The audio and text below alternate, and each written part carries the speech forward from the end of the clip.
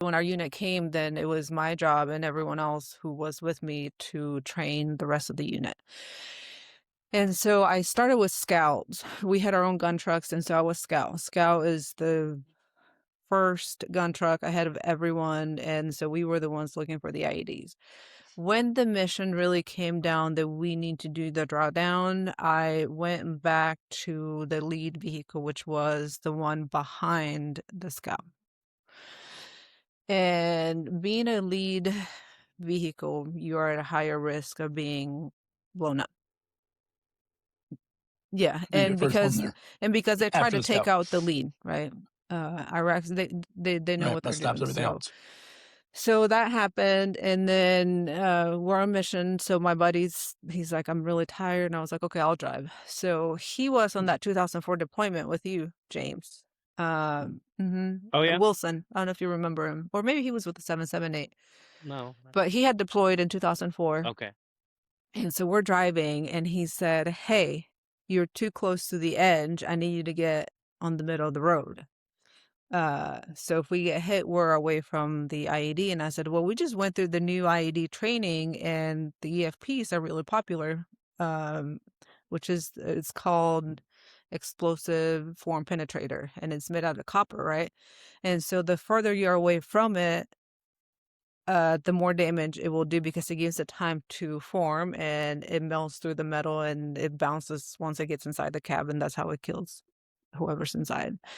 And so he said, I'm telling you to move to the middle. And I said, no, I said, I'm driving it. He said, well, next thing you know, things are going to go boom. My And when truck. he said that, things went boom. And it actually hit on Wow. his side. It hit on his side on the passenger side. And he had a really, really bad concussion. He didn't really know what he was doing. He was trying to get out of the vehicle. But I think we were out for a few seconds, because I remember him and I arguing, and then everything just went blank. And like when you're playing COD and like you get killed or whatever, it's just that white noise and everything just sounds so far away, and you don't know what's going on. Yeah. The what do they call those? Yeah, The yeah, yeah. That's flashbangs. exactly how it felt. And so I don't remember much of what happened, except one, he was trying to get out, but you know how we had the locks, the inner locks, so that you couldn't get out, like they couldn't open the door. The Iraqis couldn't open the door. And someone was trying to open either my door or his door, but it wasn't one of our guys. It was one of the Iraqis. And this happened going through an Iraqi checkpoint, a military checkpoint. So Wow. yeah. Oh.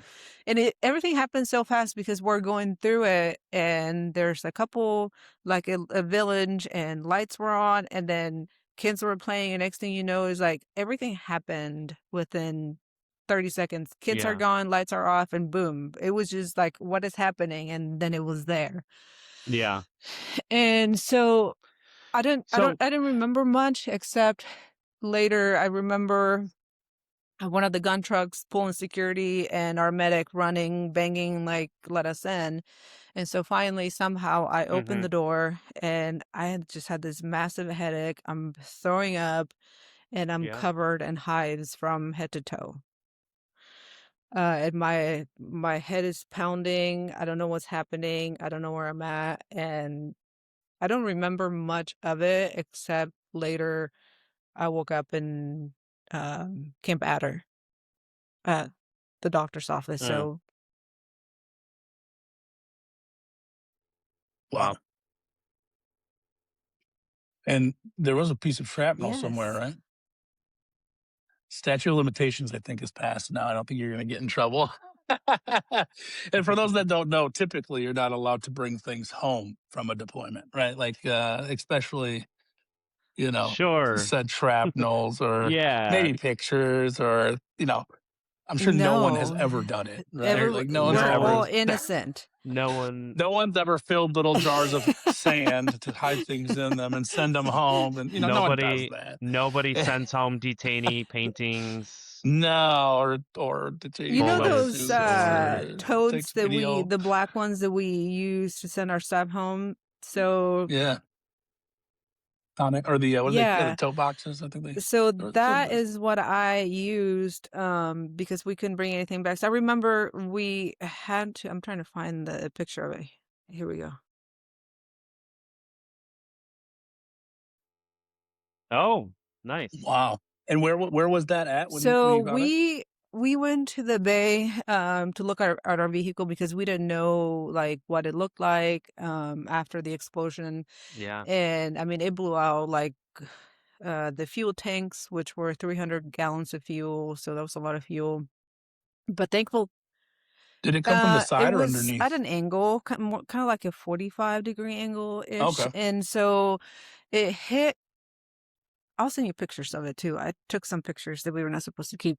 Yeah. Uh, Yeah, that'd be cool. and Statute of so limitations. it hit because it was at an angle, it kinda came from under, but because I was close to it, it didn't, like, do more damage,